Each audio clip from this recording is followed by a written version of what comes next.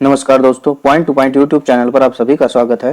तो आइए ज्योग्राफी की PYQ सीरीज की नेक्स्ट वीडियो शुरू करते हैं। तो चलिए देखते हैं, भारत में कौन सी नदी को खुला नाला कहा जाता है? तो इसका सही आंसर हो जाएगा यमुना नदी को खुला नाला कहा जाता है। चलिए नेक्स्ट देखते हैं, ताप विद्युत परियोजना के संदर्भ में कौन सा सही जोड़ा है?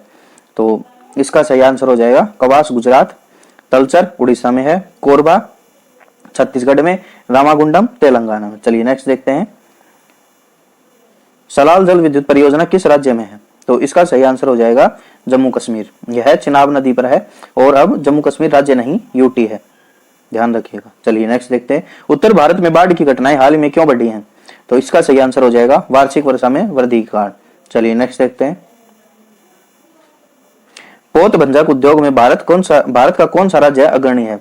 तो इसका सही आंसर हो जाएगा गुजरात। चलिए नेक्स्ट देखते हैं, भारत का सबसे ऊंचा जलप्रपात किस राज्य में है? तो इसका सही आंसर हो जाएगा कर्नाटक।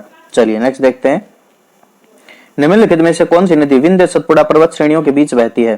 तो इसका सही आंसर हो जाएगा नर्मदा। नर्मदा विंध्य सतपुड़ा पर्वत श्रेणियों के बीच बहती है। चलिए नेक्स्ट देखते हैं, कौन सी नदी सबसे बड़े कृषि योग्य क्षेत्र को लाभ पहुंचाती है? तो इसका सही आंसर हो जाएगा गंगा। चलिए नेक्स्ट देखते हैं, सतपुड़ा पर्वत श्रृंखला तापी तथा इस नदी के बीच स्थित है। तो इसका सही आंसर हो जाएगा नर्मदा। चलिए नेक्स्ट देखते हैं, बिहार में बहने वाली 4 नदियों में किसका उद्गम अमरकंटक में है? तो इसका सही आंसर हो जाएगा सोन नदी का।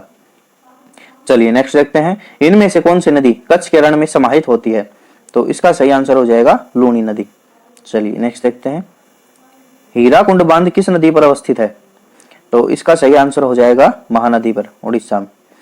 नेक्स्ट देखते हैं, कोलकाता किस प्रकार के बंदरगाह का उदाहरण है? तो इसका सही आंसर हो जाएगा नदीय बंदरगाह। चलिए नेक्स्ट देखते हैं, पोत निर्माण यार्ड मझगांव डाक कहां स्थित है? तो इसका सही आंसर हो जाएगा मुंबई। चलिए नेक्स्ट देखते हैं, यदि देश का 20% या इससे अधिक क्षेत्र मानसून के मौसम में वर्षा की कमी से ग्रस्त हो जाता है तो उसे क्या कहा जाता है? तो इसका सही आंसर हो जाएगा सूखा वर्ष। चलिए नेक्स्ट देखते हैं,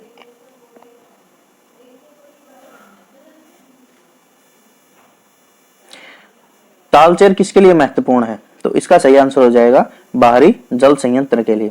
तालचेर कहाँ है? उड़ीसा में। चलिए नेक्स्ट देखते हैं, कुडनकुलम परियोजना किस राज्य में स्थित है? तो इसका सही आंसर हो जाएगा तमिलनाडु में। चलिए नेक्स्ट देखते हैं, निम्नलिखित नगरों में अलकनंदा एवं भागीरथी कहाँ मिलकर गंगा नदी बनाती हैं? तो इसका सही आंसर हो जाएगा देवप्रयाग। देवप्रयाग में अलकनंदा एवं भागीरथी मिलकर गंगा नदी बनाती हैं। चलिए नेक्स्ट देखते हैं, भारत में सबसे लंबी झील कौन सी है? तो इसका सही आंसर हो जाएगा वेम्बनाड झील जो केरल में है। चलिए नेक्स्ट देखते हैं, यदि हांग हो चीन का शोक है तो बिहार का शोक कौन सी नदी है? तो इसका सही आंसर हो जाएगा कोसी नदी बिहार का शोक है। उत्तरी पूर्वी भारत में डैश सबसे बड़े ताजे पानी की झील है? तो इसका सही आंसर हो जाएगा लोकटक झील। चलिए नेक्स्ट देखते हैं, दामोदर वैली कॉर्पोरेशन क्या है? तो इसका सही आंसर हो जाएगा एक सांविधिक निकाय है दामोदर वैली कॉर्पोरेशन। चलिए नेक्स्ट देखते हैं, तिब्बत में किसका दूसरा नाम सांगपो है? तो इसका सही आंसर हो जाएगा ब्रह्मपुत्र का नाम सांगपो है। चलिए नेक्स्ट देखते हैं, भारत में सबसे बड़ी सिंचाई नहर है? तो इसका सही आंसर हो जाएगा इंदिरा गांधी नहर। चलिए नेक्स्ट देखते हैं, तिरछी और साइडवेज अपर्दन जिससे नदी घाटी विस्तृत हो जाती है डैश कहलाता है?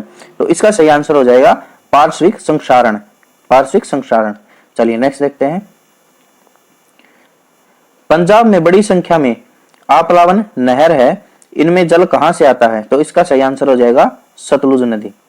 चलिए नेक्स्ट देखते हैं, निम्नलिखित में से कौन सा फरक्का बैराज के निर्माण का उद्देश्य नहीं था? तो इसके ऑप्शन मैं बोलकर बताता हूं, बांग्लादेश को बहकर जाने वाले पानी को रोकना, सेकंड ऑप्शन कोलकाता बंदरगाह पर गाद के जमाव को रोकना, थर्ड ऑप्शन कोलकाता बंदरगाह के कटाव को रोकना और फोर्थ ऑप्शन गंगा नदी में जहाजों की आवाजाही को सुगम बनाना। तो इसका फोर्थ आंसर हो जाएगा जो कि फरक्का बैराज का निर्माण उद्देश्य नहीं था। गंगा नदी में जहाजों की आवाजाही को सुगम बनाना फरक्का बैराज के निर्माण का उद्देश्य नहीं था। तो दोस्तों आज यहीं तक रखते हैं, कल मिलते हैं नेक्स्ट वीडियो में। तब तक के लिए स्वस्थ रहिए, मस्त रहिए और पढ़ते रहिए। धन्यवाद।